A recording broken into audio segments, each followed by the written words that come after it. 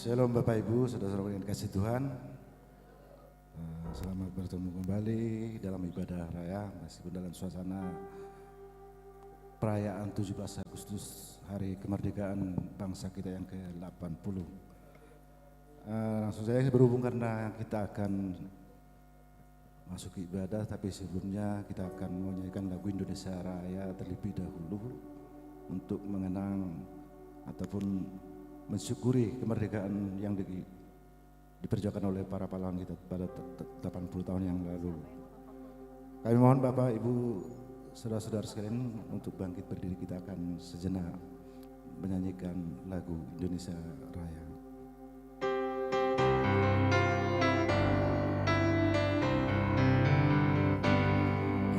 Indonesia tanah air,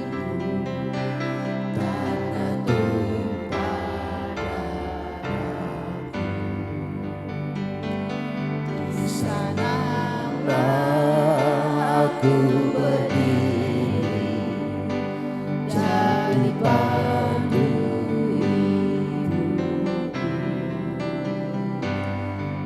Indonesia kebangsaanku, bangsa dan tanah airku.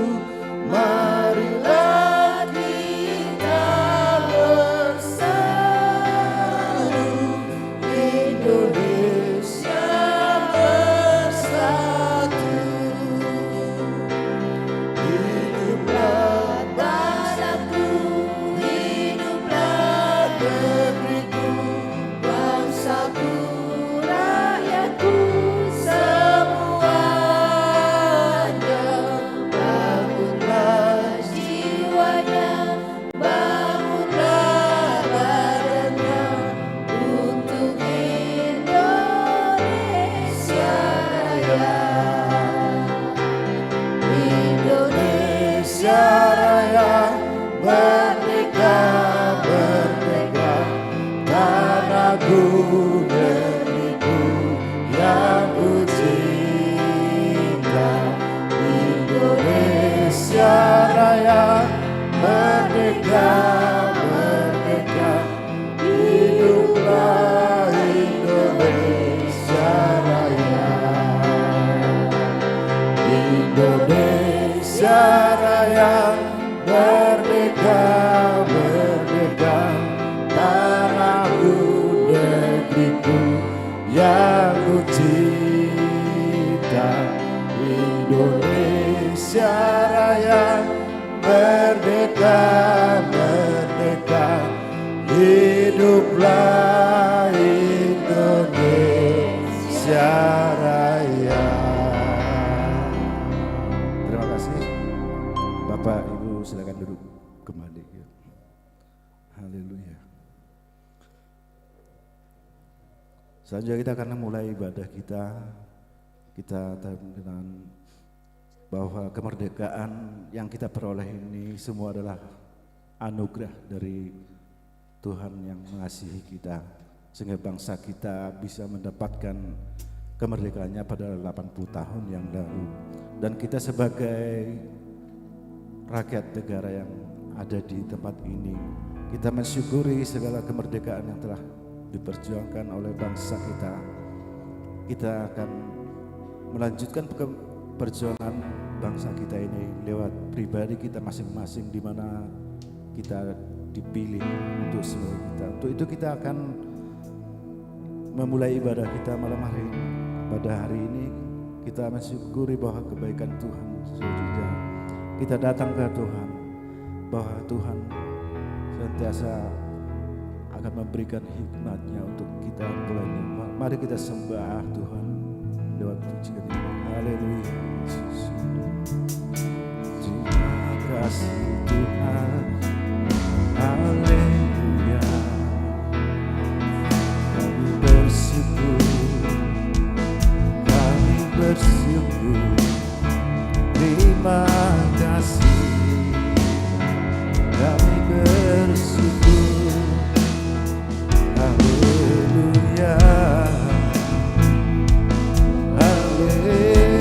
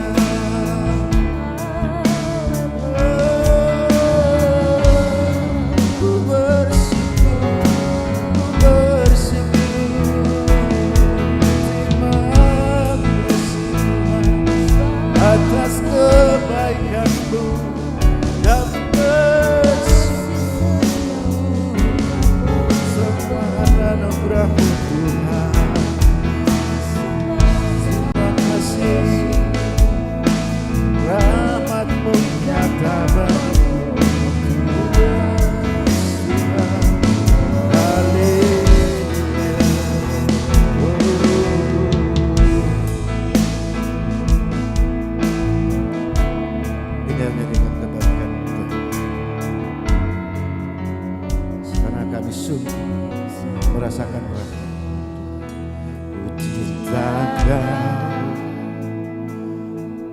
rahmat-Mu nyata bagiku, hidupku di dalam tangan-Mu. Sejak pagiku terbangun sampai ku terbaring, ku nyanyi kebaikan-Mu Tuhan. Katakan sepanjang hidup,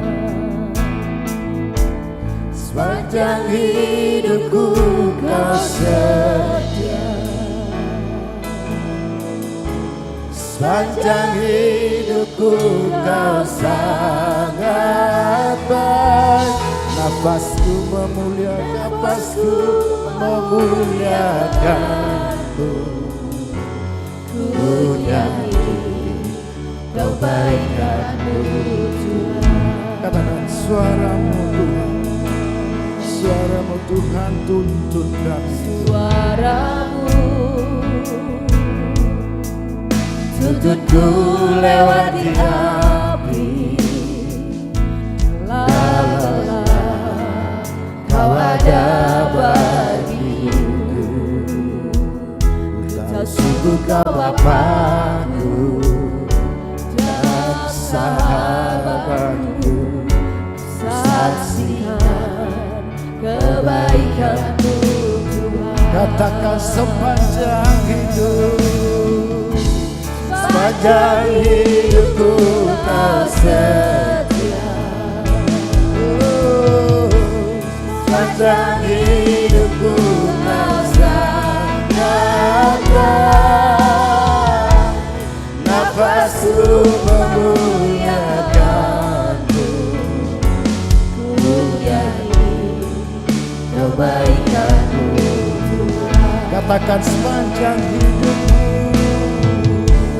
sepanjang hidupku Kau setia,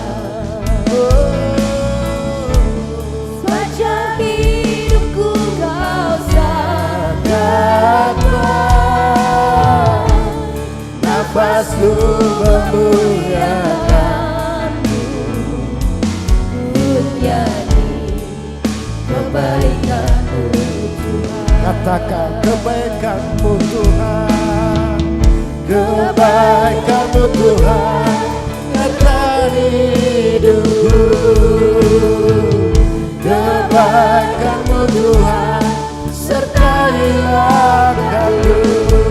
Aku berserah datang menyembah, hidupku bagi-Mu. Kebaikan-Mu Tuhan nyata hidupku, kebaikan-Mu Tuhan, Kebaikan-Mu Tuhan sertai hidupku. Kebaikan-Mu Kebaikan-Mu Tuhan sertai langkahku.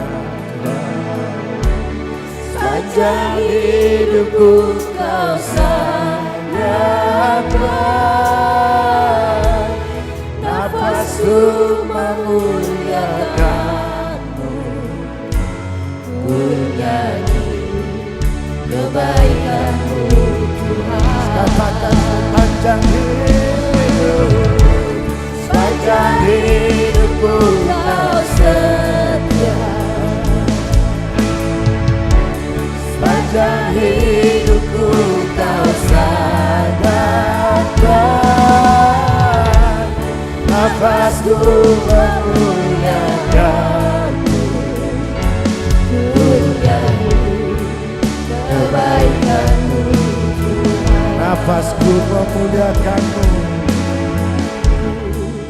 kebaikanmu ku nyanyi, kebaikanmu Tuhan. Nafas hidupku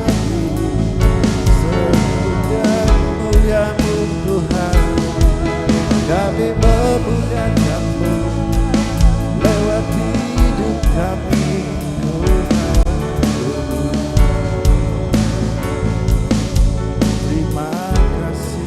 Terima kasih Tuhan.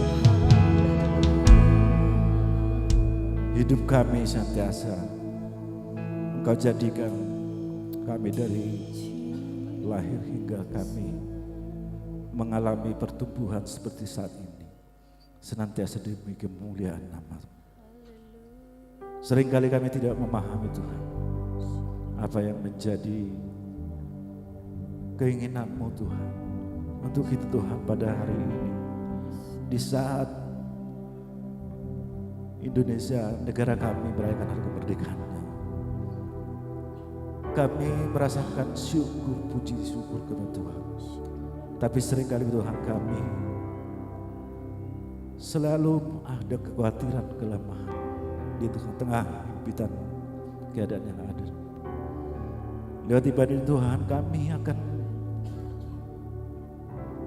meminta hikmat dan kekuatan dari Tuhan. Kiranya Tuhan berkenan hadir pada acara ini. Biarlah ibadah ini menjadi kesukaan-Mu Tuhan, biar menunjukkan kemuliaan nama-Mu. Sertai ibadah ini dari awal, pertengahan hingga pada akhirnya. Sertai kami semua, terlebih kami yang bertugas depan ini Tuhan. Dan juga alat musik yang kami pakai semuanya, serahkan hanya ke dalam tangan-Mu. Begitu juga dengan saudara kami yang masih dalam perjalanan, kami berdoa Tuhan kiranya tuntun mereka sehingga sampai tempat ini. Dan saudara kami yang tidak berhadir ketika mengalami kelemahan tubuh ataupun kelemahan jiwa Tuhan, Tuhan kiranya melawat mereka, jamah mereka Tuhan, sehingga kami bisa berkumpul. Kami di tempat ini 2-3 orang berkumpul ketika kami sepakat meminta Tuhan, meminta segala sesuatu ke dalam nama-Mu, kami yakin dan percaya Tuhan akan hadir Tuhan. Kami berdoa kiranya Tuhan menerima doa permohonan kami, berkenan hadir dalam ibadah ini. Di dalam nama Tuhan Yesus Kristus kami telah berdoa dan mengucap syukur. Haleluya. Amin. Haleluya. Ada sukacita di Bapak Ibu, saudara-saudaraku. Amin. Amin. Haleluya. Kita akan melanjutkan pendidikan kita karena kita dipilih sebagai anak yang disukai Tuhan. Mari kita angkat pujian ini, kita dipilih dengan kita dari segala bangsa. Haleluya.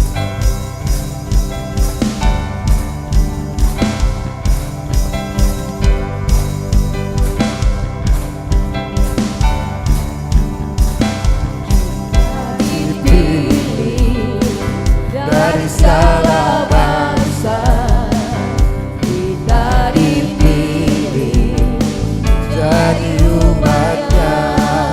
Kita dipilih dan dikuduskannya, bawa kemuliaan hanya bagi Dia. Terimalah kemuliaan, Terimalah kemuliaan dan hormat kami.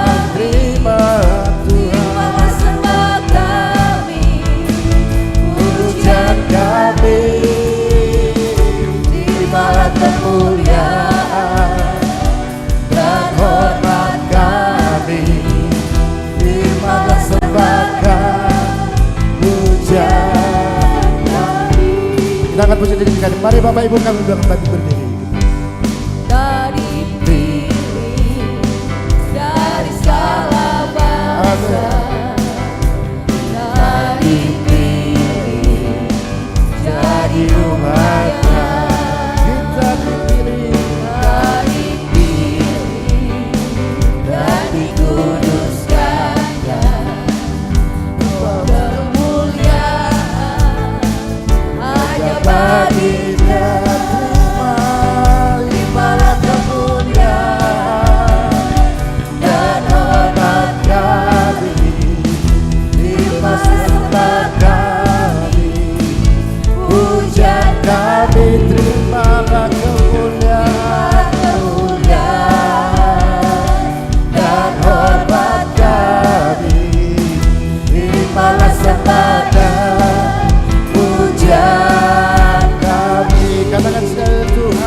terimalah kemuliaan dan hormat kami, terimalah sembah kami, pujian kami, terimalah kemuliaan dan hormat kami, terimalah sembah dan pujian kami, terimalah sembah dan pujian kami, terimalah sembah dan pujian kami. Haleluya. Semua yang ada kemuliaan nama Tuhan. Kita akan merayakan hari kemerdekaan ini dengan merayakan kasih Tuhan yang sungguh besar dalam hidup kita. Dikatakan pujian mengatakan rayakan kasih. Haleluya.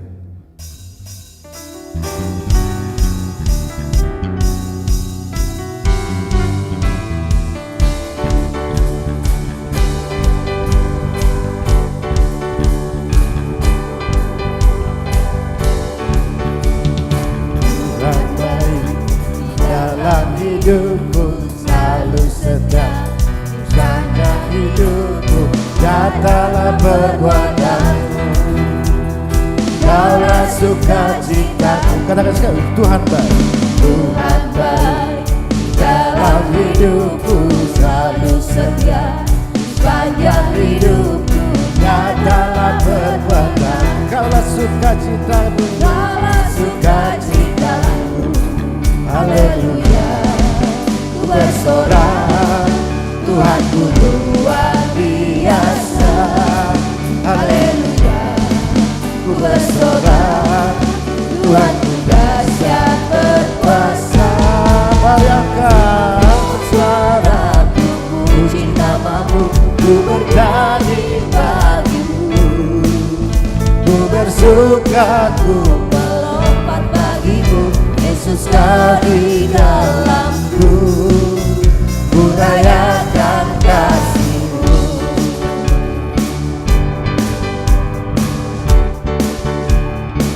katakan Tuhan baik.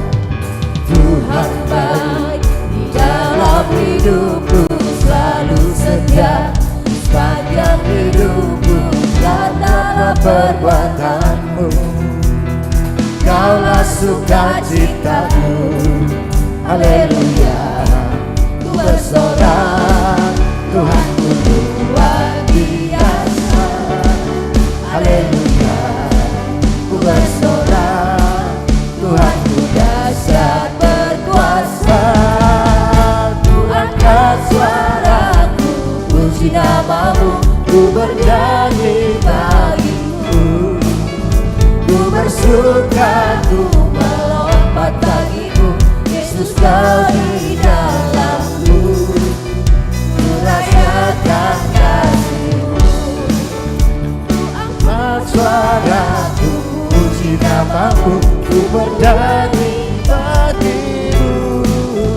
Ku bersuka, ku melompat bagimu, Yesus kau di dalamku. Ku rayakan kasih-Mu. haleluya, haleluya, Haleluya. haleluya, haleluya, haleluya, haleluya, haleluya. Silakan Bapak Ibu duduk kembali. Haleluya, terima kasih, kami bersyukur Tuhan. Sebentar kita akan memberikan persembahan yang akan kita ini, sebelum kita berdoa, kami mohon untuk Ibu Pardi berdoa untuk persembahan.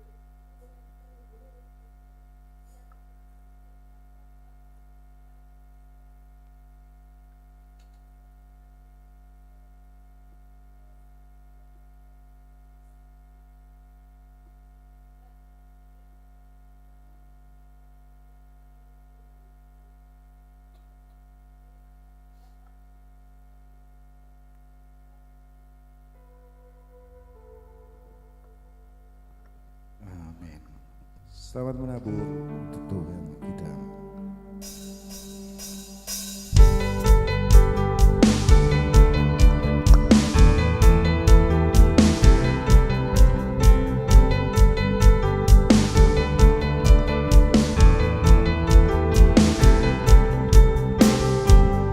Kasih setiamu nyata bagiku, nikmat kebajikan tersedia bagiku. Sebab alasanku limpahkan segalanya, dan anugerahnya sangat besar bagiku. Aku diberkati, aku diberkati, aku dilimpahi, karena alasanku untuk menyediakan. Aku diberkati, aku dilimpahi, atas sempurna anugerah Tuhan bagiku.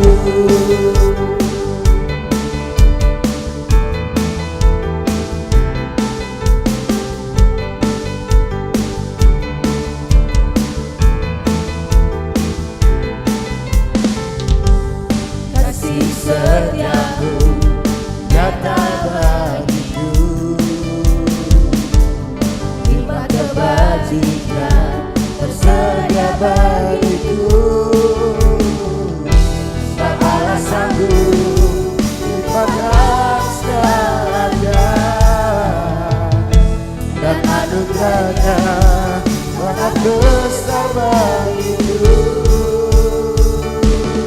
Aku diberkati, aku dilimpahi, karena alasanku untuk menyediakan. Aku diberkati, aku dilimpahi, atas sempurna anugerah Tuhan bagiku.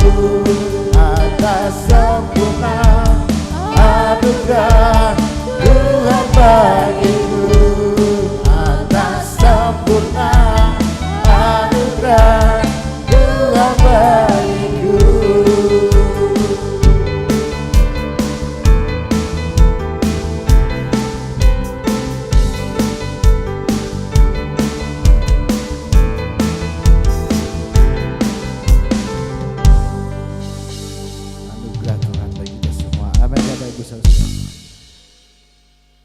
Waktu selanjutnya kita akan menerima firman yang dipersembahkan Bapak Gembala kita, tapi sebelumnya kita angkat pujian sambil kita menunjukkan hati kita agar Tuhan hadir dalam firman yang disampaikan oleh Bapak Gembala kita yang menjadi kekuatan untuk kita dalam melangkah. Kita angkat pujian ini, kita terhubung kasihnya Tuhan melakukan seluruh hidup kami.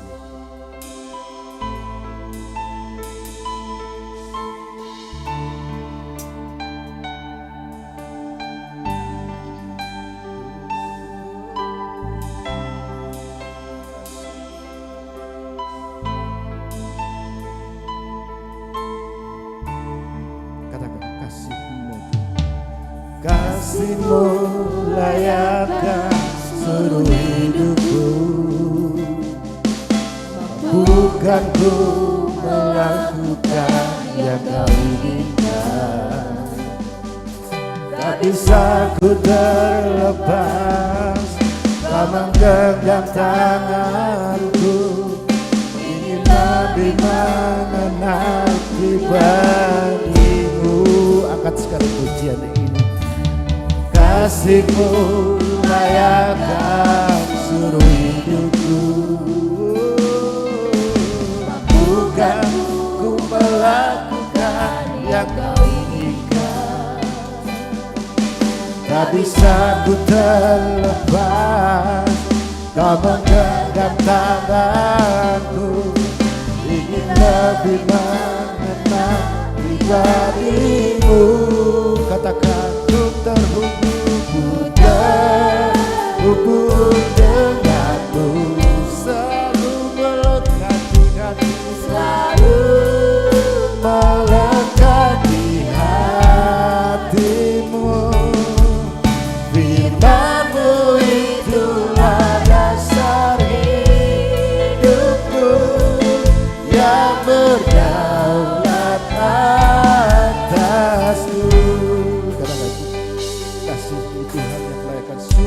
kita. Kasih-Mu layakkan seluruh hidupku, mampukan ku melakukan yang Kau inginkan. Tak bisa ku terlepas, Kau menggenggam tanganku, ingin lebih mengenal pribadi-Mu. Katakan ku terhubung denganmu, selalu melekati hatimu, selalu melekati hatimu. Firman-Mu itulah dasar hidupku, yang berdaulat atas. Katakan ku terhubung denganmu, selalu melekati hatimu. Firman-Mu itulah dasar hidupku, yang berdaulat atas. Katakan ku terhubung, mari Bapak Ibu bangkit berdiri. Ku ingin melekati hati, selalu melekati hatimu. Firman-Mu itulah dasar hidupku, yang berdaulat atasku. Firman, katakan firman-Mu, firman-Mu itulah dasar hidupku, yang berdaulat atasku. Firman-Mu itulah dasar hidupku, yang berdaulat atasku.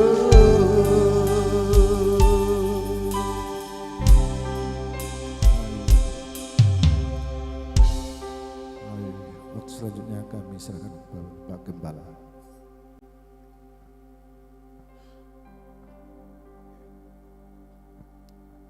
Haleluya. Sukai bersyukur Tuhan, pagi hari ini adalah saat yang indah di mana segenap umat-Mu datang merendahkan diri di hadapan-Mu. Kami sudah menaikkan setiap pujian kami, biarlah pujian kami boleh menyenangkan hati Tuhan. Dan sebentar kami siapkan hati kami untuk kami menerima kebenaran firman-Mu. Kami buka hati kami Tuhan, telinga kami untuk kami mendengarkan akan setiap kebenaran firman-Mu pagi hari ini. Kami percaya firman-Mu yang mengubahkan setiap kami, firman-Mu yang menjadikan kekuatan dalam hidup kami, firman-Mu yang menerangi setiap langkah kehidupan kami agar kami tidak tersesat dan boleh kami berjalan terus dalam panggilan Tuhan, dalam rencana Tuhan yang indah bagi setiap hidup kami. Terima kasih Bapa, kami yakin dan percaya Roh Kudus-Mu Tuhan yang akan memeteraikan setiap firman-Mu dalam hati kami dan memampukan setiap kami untuk kami melakukan setiap kebenaran firman-Mu, sehingga hidup kami boleh bertumbuh lebih lagi di dalam Tuhan. Hidup kami menjadi berkat, nama Tuhan dipermuliakan. Kami percaya Kau memakai hamba-Mu yang sebentar Kau akan, oh Tuhan, pakai menjadi penyambung lidah-Mu. Kami yakin dan percaya urapan yang daripada Tuhan turun atas hamba-Mu, sehingga dapat menyampaikan akan setiap isi hati-Mu pagi hari ini. Hanya di dalam nama Tuhan Yesus kami berdoa dan mengucap syukur. Setiap kita boleh sama-sama katakan Amin. Silakan duduk. Salam Bapak Ibu. Selamat pagi. Baik, kita akan siapkan hati untuk kebenaran firman Tuhan. Seberapapun kita yang ada hari ini, banyak yang upacara rupanya ya. Ada yang lomba, ada yang upacara, ada yang jalan sehat. Tapi ya kita yang datang pagi hari ini pasti diberkati. Amin. Baik, kita akan buka dalam Efesus pasal 3. Efesus pasal yang ketiga, ayatnya yang ke 1 sampai dengan 13. Tetapi untuk menyingkat waktu, kita akan membacanya ayat 1 dan 13 saja ya. Pembukanya dan penutupnya kita akan baca bersama-sama, saudara ya, supaya tidak terlalu panjang pembacaannya. Efesus pasal 3 ayat 1 dan yang ke-13 kita akan baca bersama.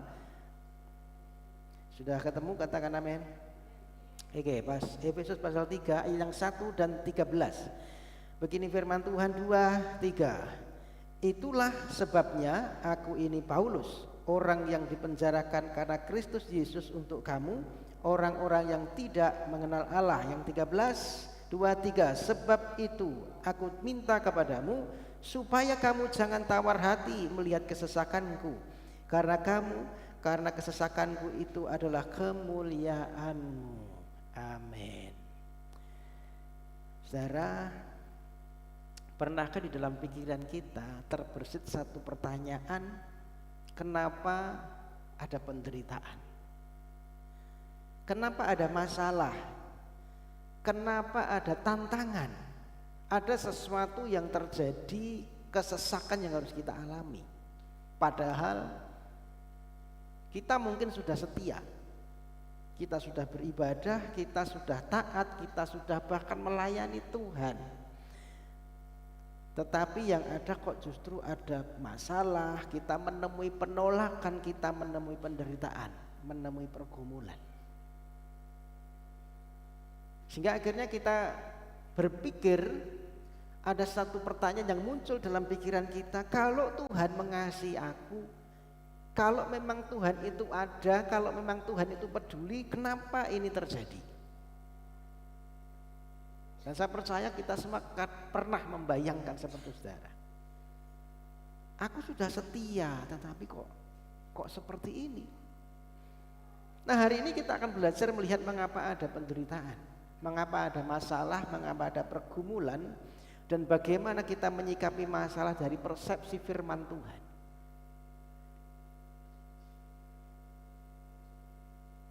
Maka firman Tuhan hari ini saya memberikan satu judul, kemuliaan di balik penderitaan.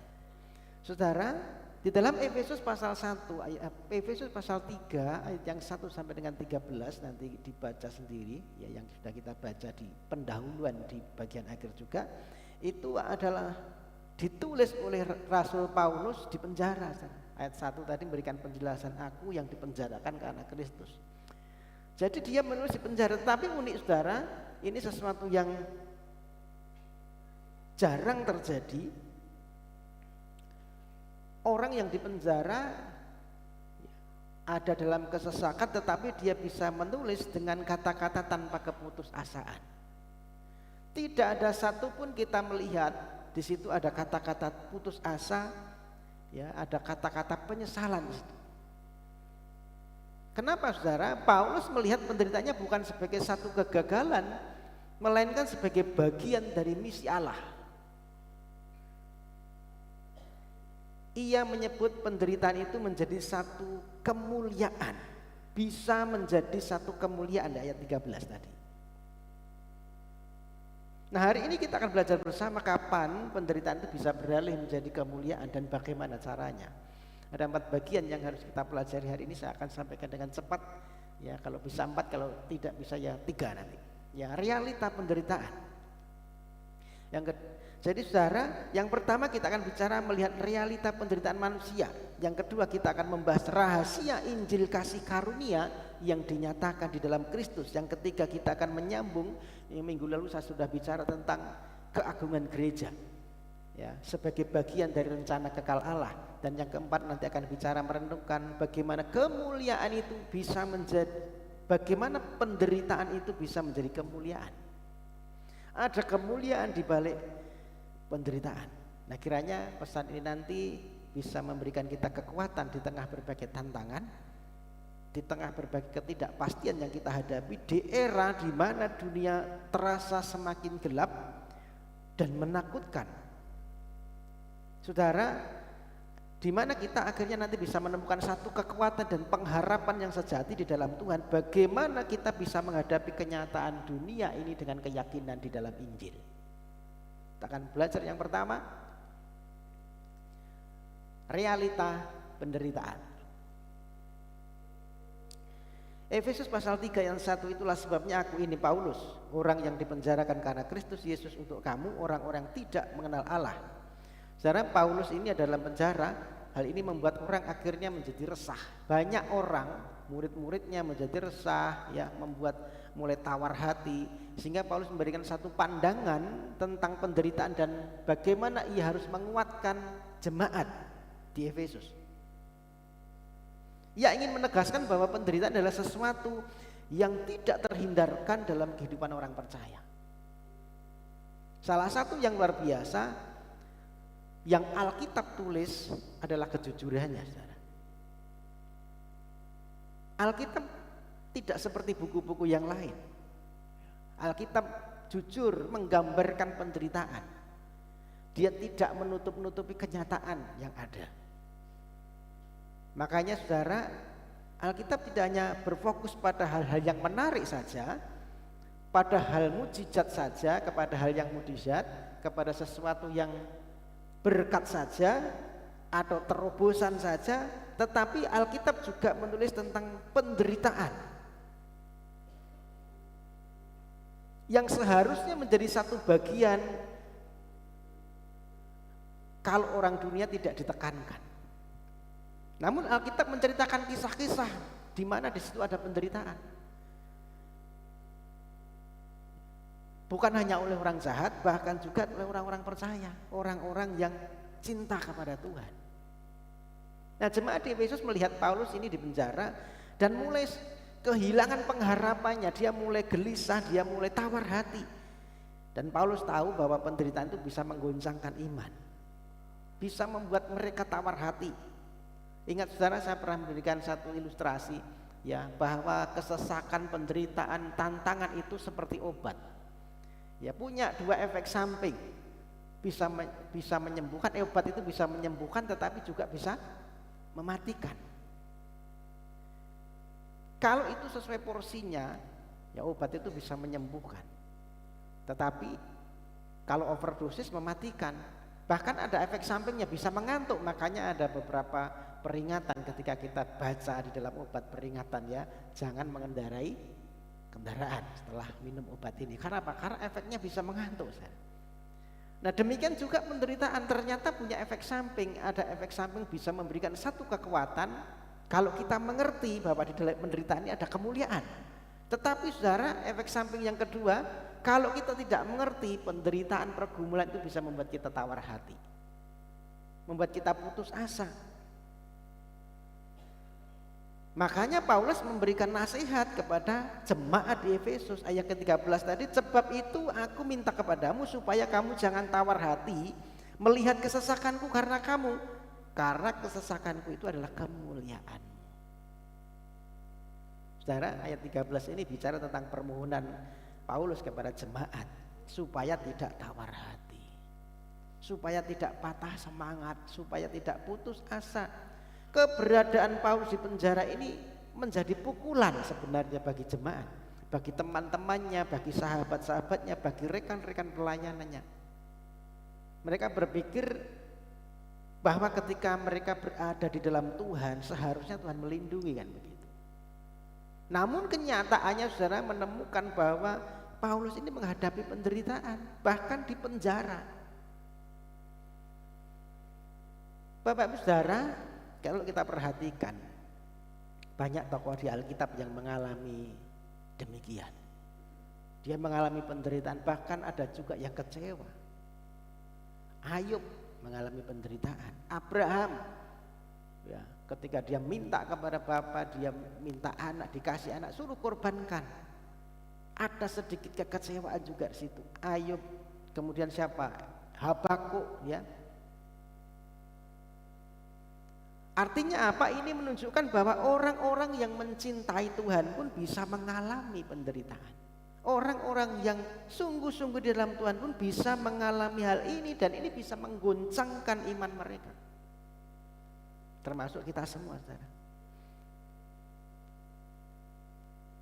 Sama seperti Yohanes Pembaptis. Ya, Yohanes Pembaptis ini orang yang dia ketemu dengan Mesias. Dia membuka jalan buat Yesus datang. Dia kenal dengan Kristus, dengan Yesus sejak dalam kandungannya, ya, ketika dia ketemu dengan Maria, ya bayi yang dalam kandungannya melonjak begitu ya. Artinya dia sudah ngerti ini Mesias ketika di dalam rahim ibunya. Tetapi saudara, ketika Yohanes Pembaptis ini dipenjara, hendak dieksekusi oleh Herodes, dia mulai ada goncangan iman. Dia utus muridnya, coba tanyakan kepada Yesus, apakah engkau yang akan datang itu atau aku harus menunggu yang lain? Dia yang menubuatkan, lihatlah anak domba Allah datang ke dalam dunia untuk menghapus dosa dunia. Tetapi ketika dia mengalami penderian dalam penjara, imannya goncang. Dia utus, Yesus, apakah engkau benar-benar Mesias atau aku harus menunggu yang lain? Nah saudara, Yohanes mulai meragukan Yesus bahwa Yesus adalah Mesias. Kenapa bisa begitu? Karena realita. Kok Mesias kok sepertinya diam saja ketika Pak Yohanes Pembaptis di penjara? Kok sepertinya tidak peduli? Kok sepertinya kok cuek? Ngirim muridnya untuk ke penjara saja enggak? Kok enggak peduli? Sepertinya begitu, saudara. Makanya realita ini akhirnya membuat Yohanes Pembaptis menjadi imannya tergoncang. Harapannya tidak sesuai dengan kenyataan, maka disitulah muncul keraguan, muncul kekecewaan. Artinya tokoh-tokoh di Alkitab pun mengalami hal yang sama. Jadi saudara, kalau kita mengalami ini kemudian mulai bertanya di dalam hati kita, ya begitu memang realitanya. Tetapi kita hari ini belajar, kita harus memahami bahwa di balik semua itu ada kemuliaan. Amin. Makanya Paulus di sini menyebut dirinya tahanan karena Kristus, bukan karena orang Roma, bukan karena manusia. Pertama tadi memberikan satu penjelasan, dipenjarakan karena Kristus Yesus. Artinya ia bisa melihat bahwa penderitaan ini bukan hanya dari sudut pandang manusia saja, tetapi dia di sana di penjara ini itu karena Kristus. Segala sesuatu dilihat dari perspektifnya Tuhan.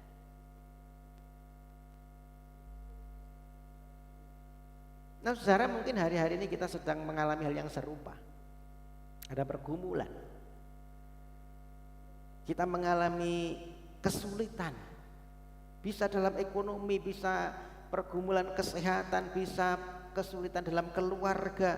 Dan kemudian kita mulai bertanya kepada Tuhan, kok Tuhan tidak peduli? Kok Tuhan tidak menjawab doaku? Saudaraku, ketika kita mengalami ini, kita perlu melihat realita ini dari kacamata Injil. Amin. Sehingga kita tidak tawar hati, kita tidak patah semangat, kita tidak kecewa. Hal ini tidak membawa kita kepada keraguan dan goncangan iman, karena kita bisa memahami penderitaan, masalah itu adalah bagian dari hidup yang harus dihadapi dengan keyakinan di dalam Kristus. Maka di bagian pertama kita diajak untuk refleksi bagaimana kita meresponi penderitaan. Apakah kita marah kepada Tuhan? Apakah penderitaan membuat kita putus asa, membuat kita tawar hati? Atau justru kita belajar percaya bahwa Tuhan itu bekerja di dalam segala keadaan? Bagaimana kita bisa melihat tantangan sebagai satu kesempatan untuk justru kita makin dekat kepada Tuhan, sehingga kita tidak tergoncang imannya, justru kita makin melekat kepada Tuhan ketika melewati berbagai pergumulan. Amin. Yang kedua, ada rahasia Injil kasih karunia. Rasul Paulus mampu bertahan dalam penderitaan dan mengatasi keraguan serta goncangan iman karena ia bisa memahami ada satu rahasia yang dinyatakan oleh Tuhan kepadanya.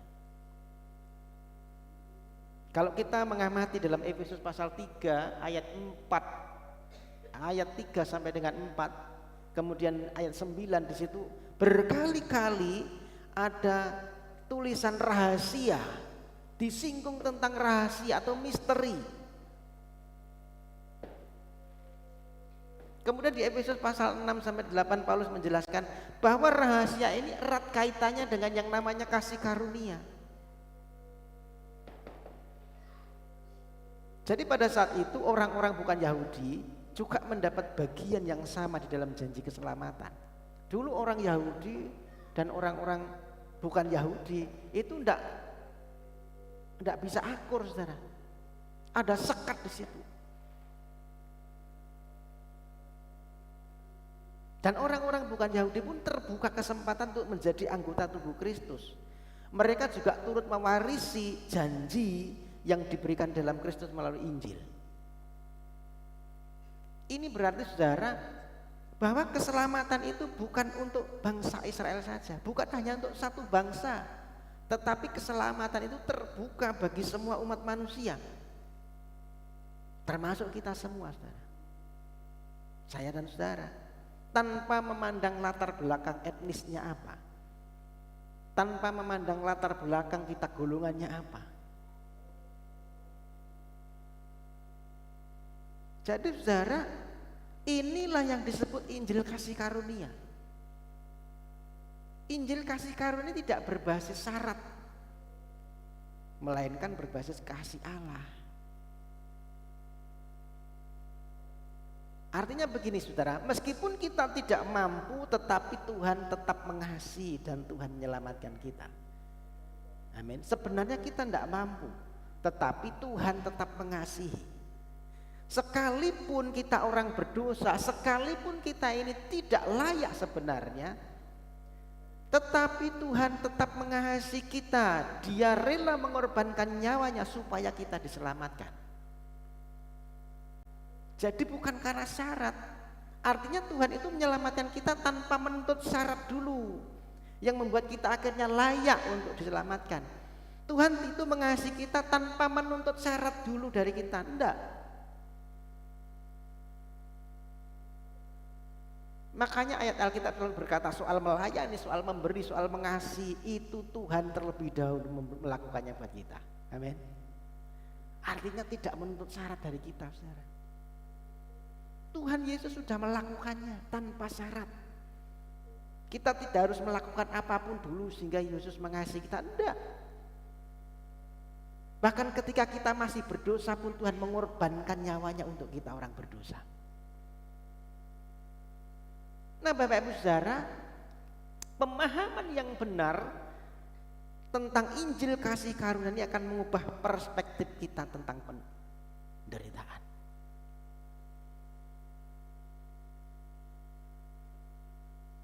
Salah satu cara untuk menguji apakah kita memahami Injil atau tidak itu dengan melihat respon kita ketika kita ada tantangan, ketika ada penderitaan, saudara. Jika kita berkata, Tuhan, aku sudah setia, tetapi Engkau tidak memberkati aku, artinya kita masih belum memahami Injil kasih karunia, saudara. Ketika kita berkata, Tuhan, aku sudah setia ke gereja, aku bahkan sudah melayani, tetapi kenapa Engkau tidak menjawab doaku? Kenapa aku masih menderita? Kenapa Engkau izinkan ini terjadi? Itu berarti kita belum memahami Injil kasih karunia. Tetapi saudara, ketika kita mampu berkata begini, Tuhan, sekalipun aku gagal, sekalipun aku sakit, sekalipun aku menderita, aku tetap percaya Engkau Tuhan yang setia. Amin. Ini kita mulai memahami Injil kasih karunia, saudara. Makanya Mazmur pasal 73 ayat 26 memberikan penjelasan begini, sekalipun dagingku dan hatiku habis lenyap, gunung batuku dan bagianku tetap Allah selama-lamanya.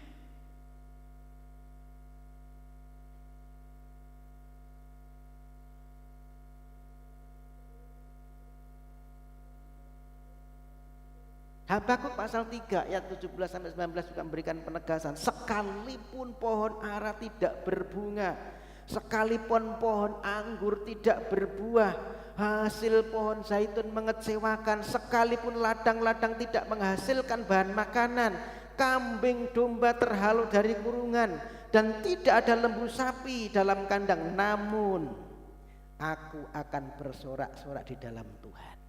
Amin. Ini Injil kasih karunia, saudara. Kalau kita memahami ini,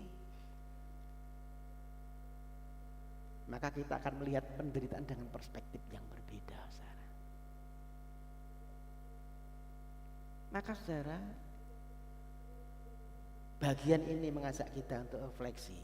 Apakah kita benar-benar memahami dan mengalami kasih karunia Tuhan? Apakah iman kita sudah mencapai tahap berserah penuh, iman yang tanpa syarat, iman yang sekalipun aku menderita, sekalipun aku sakit belum sembuh, sekalipun Tuhan tidak mendengar doaku, sekalipun apa yang aku usahakan gagal, namun aku tetap beria-ria di dalam Tuhan. Amin.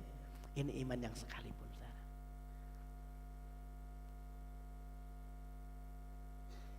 Apakah kita masih percaya dan menaruh harapan kepada Tuhan ketika mungkin kita gagal, ekonomi kita mungkin lagi kalang kabut, tidak karuan? Apakah kita masih percaya dan menaruh harapan kepada Tuhan? Ini iman yang sekalipun, saudara. Jadi saudara, mari kita bisa memahami penderitaan, pergumulan itu. Dengan apa? Dengan kita bisa memahami Injil kasih karunia Tuhan. Amin. Tuhan aja tidak nuntut syarat sama kita ketika mengasihi kita. Ketika kita masih berdoa, Tuhan korban buat kita supaya kita diselamatkan. Artinya saudara, kita pun tidak berhak menuntut syarat kepada Tuhan. Amin. Ini Injil kasih karunia, saudara. Saya teruskan singkat di dalam keagungan gereja, ya. Oke saudara, ya. Minggu lalu saya sudah singgung ini. Jadi Rasul Paulus di sini menjadi pemberita Injil. Injil kasih karunia. Ia menjelaskan bahwa tujuan hidupnya itu adalah untuk memberitakan kekayaan Kristus yang tidak terduga dan menyatakan keindahan Injil kepada semua bangsa, termasuk orang-orang non-Yahudi dan kita semua, saudara. Bagaimana Tuhan dapat melihat keajaiban Injil ini?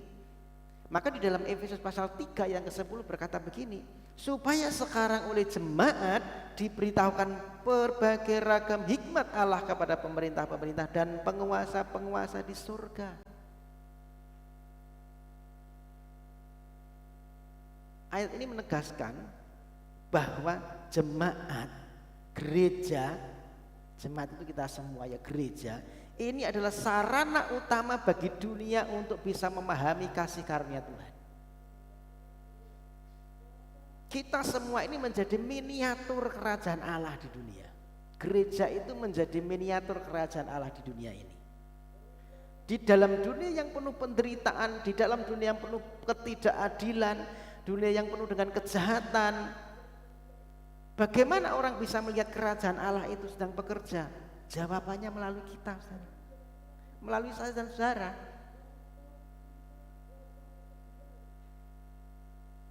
Gereja ini menjadi gambaran awal dari apa yang Tuhan itu nanti akan kerjakan bagi dunia. Saudara, pada zaman itu orang Yahudi tidak bergaul dengan orang-orang Romawi.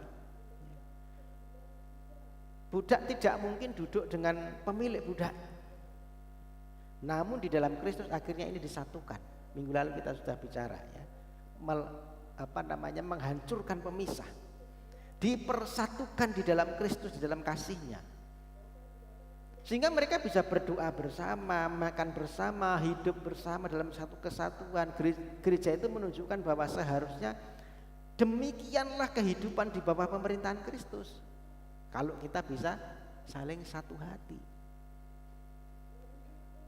Menjadi satu komunitas yang sebenarnya kaya akan perbedaan, kaya akan ras, kaya akan budaya, kaya akan status sosial, namun kita dipersatukan di dalam Kristus.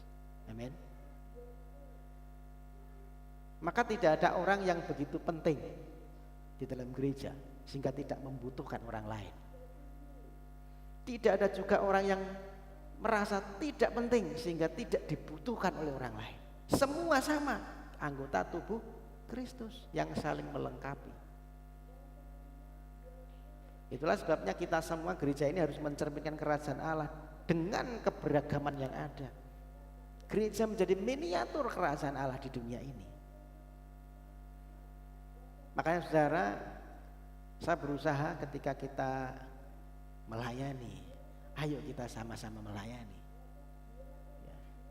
Dari semua kelompok usia, ada yang muda, ada yang sudah usia, ada dari tidak ada dominan satu ras tertentu, kita semua melayani Tuhan.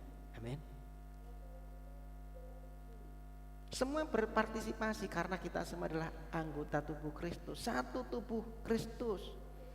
Sehingga dunia bisa melihat Injil kasih karunia ini di gereja, saudara. Dan kita adalah bagian dari gereja. Untuk itu marilah kita menjadi saksi Tuhan, menjadi saksi Injil yang nyata dalam komunitas iman yang Tuhan rancang untuk kita semua. Amin. Bagian terakhir, saudara. Kemuliaan di balik penderitaan, ini yang kita pelajari. Semua yang kita bicarakan tadi di atas, gunanya untuk apa, saudara? Kalau kita membaca kembali dalam ayat 13, Efesus 3:13, sebab itu aku minta kepadamu supaya kamu jangan tawar hati melihat kesesakanku karena kesesakan itu adalah kemuliaanmu. Jadi Paulus ingin supaya penderitaan ini tidak menjadikan kita tawar hati. Kenapa? Karena kita bisa memahami bahwa ternyata di balik penderitaan itu ada kemuliaan. Bahwa penderitaan itu dapat menjadi kemuliaan. Mengapa demikian, saudara? Karena tidak ada penderitaan yang sia-sia. Amin. Di dalam Kristus tidak ada penderitaan yang sia-sia. Ayat 10 mengatakan bahwa hikmat Allah diberitakan kepada pemerintah-pemerintah dan penguasa-penguasa di surga melalui jemaatnya. Jadi pemerintah-pemerintah, penguasa ini menunjukkan kepada makhluk-makhluk surgawi. Bisa malaikat dan Tuhan sendiri, saudara. Artinya ayat ini tidak hanya bicara tentang kesaksian kita kepada dunia, kepada manusia di bumi, tetapi juga kesaksian rohani kepada seluruh alam surgawi, kepada malaikat, bahkan juga kepada iblis juga, roh-roh jahat. Kita menyaksikan. Hidup kita disaksikan kepada mereka. Ada satu ayat berkata bahwa satu orang bertobat, seluruh malaikat di surga bersorak-sorai, gitu ya. Artinya bahwa apa yang terjadi di bumi ini juga disaksikan di surga. Hidup kita itu sedang dipertontonkan bukan hanya kepada manusia, tetapi juga kepada malaikat-malaikat dan kepada kuasa-kuasa rohani. Jadi di surga itu mereka melihat perjuangan kita, mereka melihat kehidupan kita.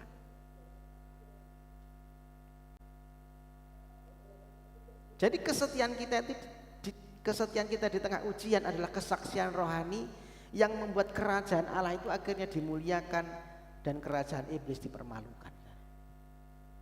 Karena itu saudara, setiap penderitaan yang kita jalani dalam Kristus bukanlah sesuatu yang sia-sia, sebab itu menjadi bagian dari rencana besar Allah untuk menyatakan kemuliaannya dalam hidup kita.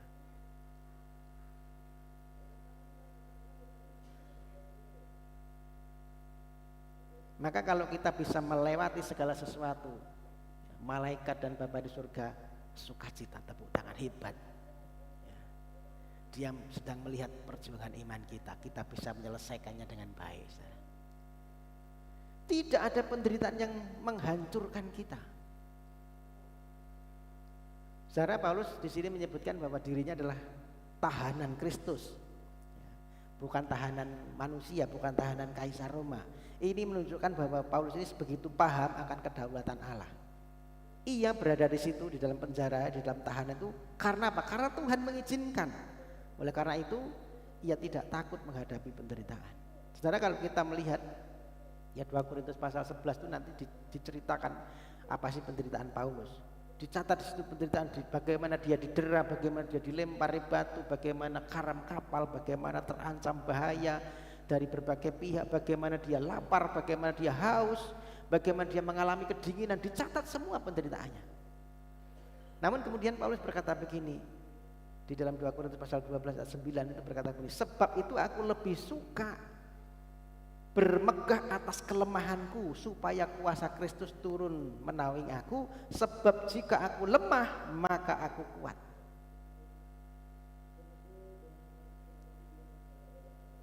Ia bisa memiliki sikap ini karena ia tahu di mana hartanya berada, saudara. Hartanya bukan tergantung kepada keadaan. Saudara, kalau kita menaruh harta kita dalam kesehatan kita, ketika kesehatan kita hancur, ketika kita sakit, maka kita pun ikut hancur. Kalau kita menaruh harta kita dan harapan kita pada karir, ketika usaha kita hilang, maka kita pun ikut runtuh. Ketika kita menaruh harta kita di dalam Kristus, kebalikannya, maka tidak ada penderitaan yang bisa menghancurkan. Amin. Karena harta kita sesungguhnya di dalam Kristus. Kita harus meyakini bahwa penderitaan akan berakhir dalam kemuliaan. Alkitab mengakui bahwa penderitaan itu nyata, saudara. Penderitaan itu ada, semua mengalami, tetapi itu tidak kekal, itu hanya sementara. Kita melihat dalam 2 Korintus pasal 4 ayat 12, sebab penderitaan ringan yang sekarang ini mengerjakan bagi kami kemuliaan kekal yang melebihi segala-galanya, jauh lebih besar daripada penderitaan itu sendiri. Saudara, di sini ada kata sementara. Bukan berarti kalau sementara tidak berat, tetap berat, saudara. Tetapi sementara ini bicara tentang tidak kekal. Penderitaannya boleh berat, tetapi itu tidak sebanding dengan kekekalan. Penderitaan itu hanya disebutkan sementara, hanya sesaat.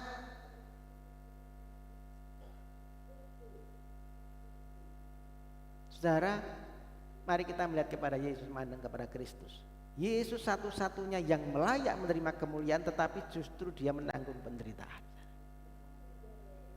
Ia disalib, ia dihukum, ditinggalkan oleh Bapaknya, ia menanggung murka Allah.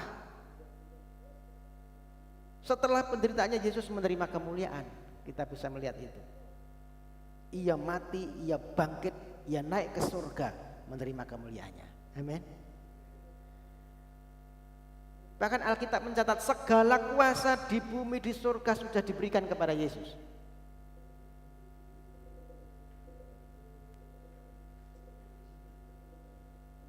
Saudara, Yesus menderita bukan supaya kita bebas dari penderitaan, tetapi Yesus menderita supaya dia memberikan satu teladan. Ketika kita menderita pun kita bisa seperti dia. Setelah penderitaannya dia diangkat pada kemuliaan. Amin.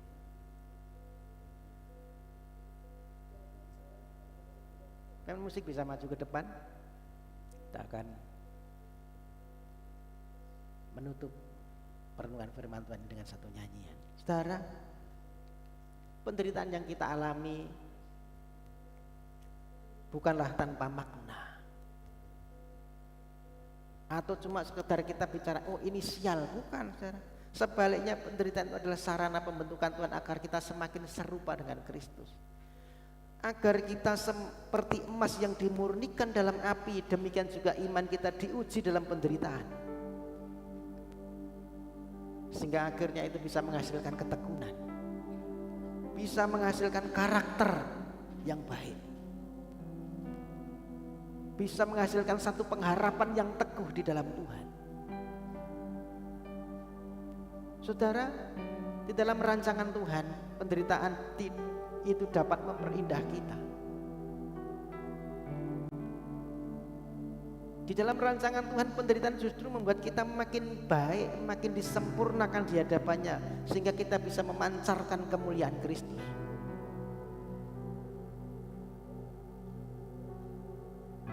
Tidak ada satupun yang memahami bahwa penderitaan berakhir dalam kemuliaan selain Yesus sendiri.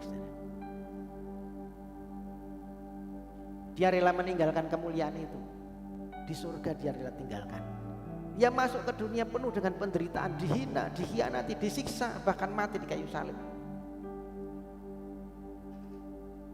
Namun Bapak Ibu Saudara, salib bukan akhir dari cerita. Pada hari ketiga ia bangkit. membuktikan bahwa penderitaan yang terburuk sekalipun tidak sanggup menghalangi kemuliaan Allah. Amin. Saudara, Yesus tidak hanya menderita untuk memberikan kita teladan, tetapi juga untuk membawa kita masuk dalam kemuliaan itu.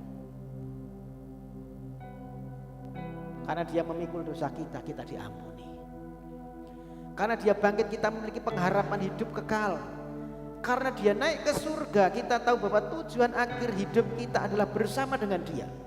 Bukan di dunia ini, saudara, tetapi bersama-sama dengan dia di surga. Maka itulah sebabnya penderitaan yang kita alami sekarang tidak akan sia-sia.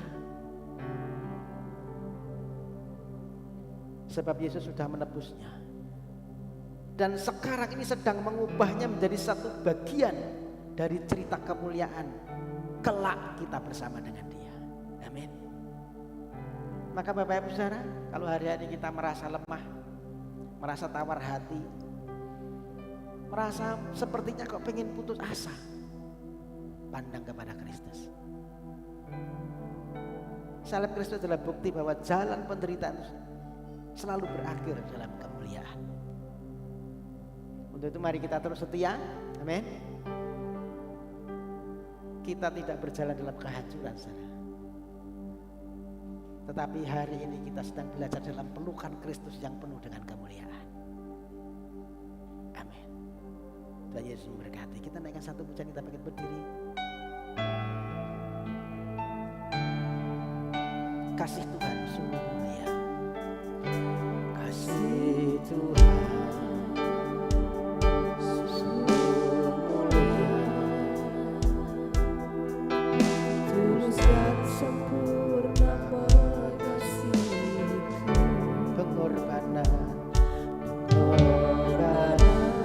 di Kalvari,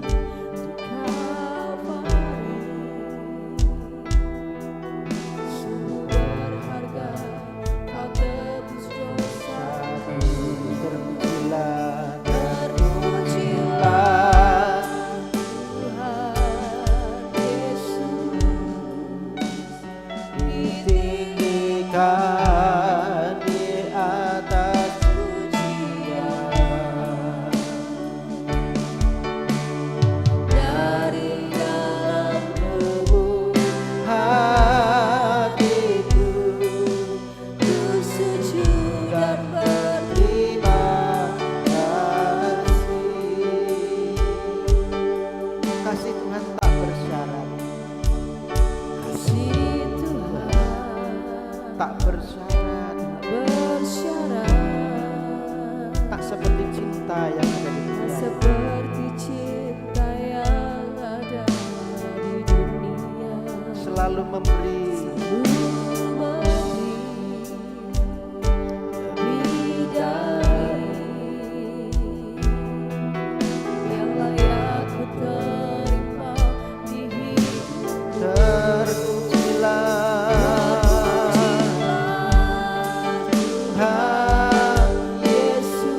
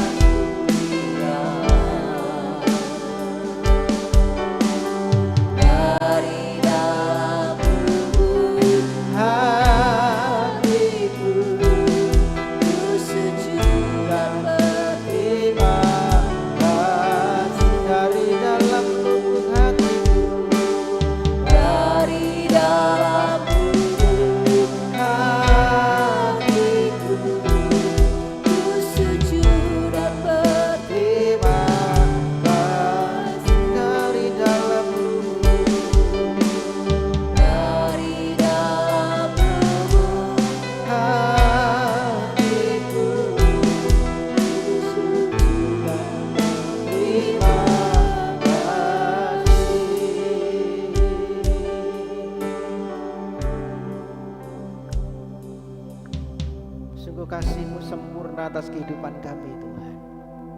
Kasih-Mu yang tidak bersyarat, lebih daripada cinta yang ada di dunia ini, yang seringkali menuntut syarat. Inilah Injil kasih karunia. Engkau menyelamatkan kami orang berdosa, bahkan ketika kami masih berdosa.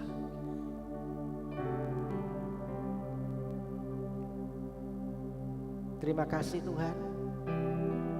Biarlah melalui pemahaman kasih karunia ini kami juga mampu mengerti, supaya kami bisa melewati setiap bentuk tantangan, penderitaan, pergumulan yang harus kami jalani.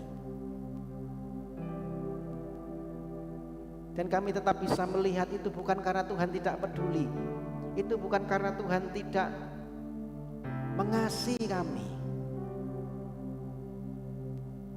Mampukan kami semua untuk memiliki iman yang sekalipun doa kami belum dijawab, sekalipun kami harus menghadapi pergumulan, sekalipun kami harus sakit, sekalipun kami harus mengalami masalah dalam ekonomi, tetapi Engkau adalah Allah kami yang setia, yang tidak pernah meninggalkan kami. Engkau tetap menjadi Allah bagian hidup kami, yang tidak akan pernah meninggalkan kami. Ajari setiap kami untuk bisa melihat segala sesuatu yang terjadi itu dari sudut pandangnya Tuhan, bahwa Tuhan sudah merancangkan sesuatu yang baik. Ada kemuliaan di balik setiap pergumulan kami, ada kemuliaan yang sudah Engkau sediakan di balik setiap penderitaan kami. Sama seperti Kristus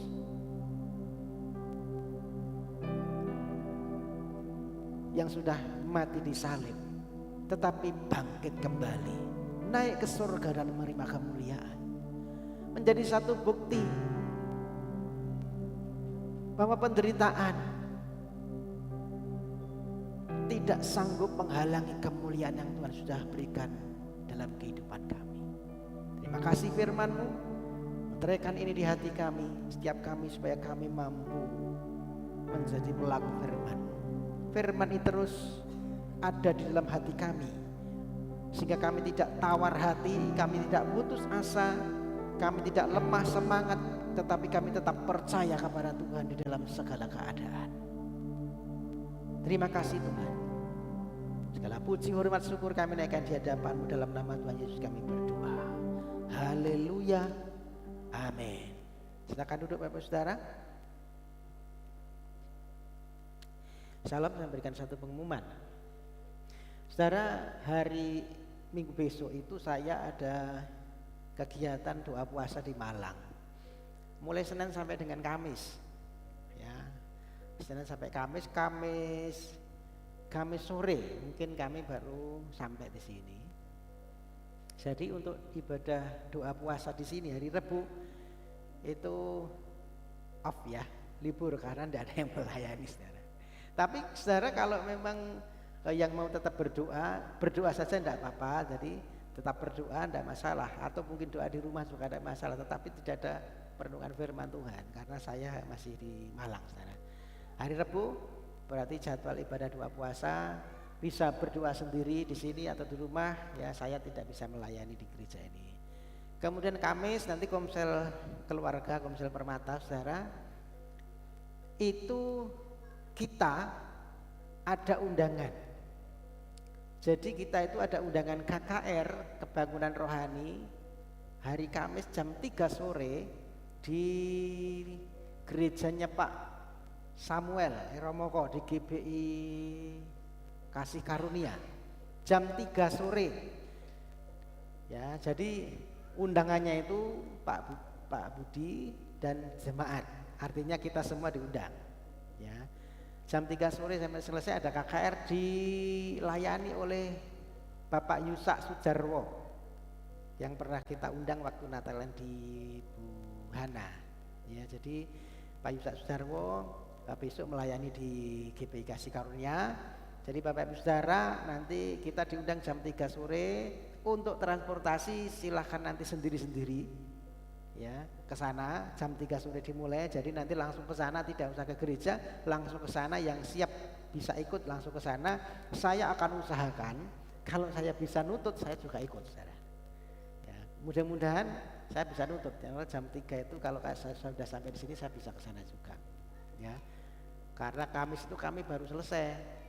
Ya, acara kami sebenarnya kami selesai acara itu jam 12 siang, tetapi saya sudah ngomong ke panitia, saya pagi dari Malang ke sini. Nah, Malang ke sini itu 6 jam, saudara ya. Jadi kalau saya berangkat dari sana jam 8, jam berapa gitu kan, sampai sini masih jam 1 lah ya, jam 1, jam 2. Jadi masih sempat nanti kalau saya nutut, saya juga ikut bergabung dengan Bapak Ibu Saudara semua.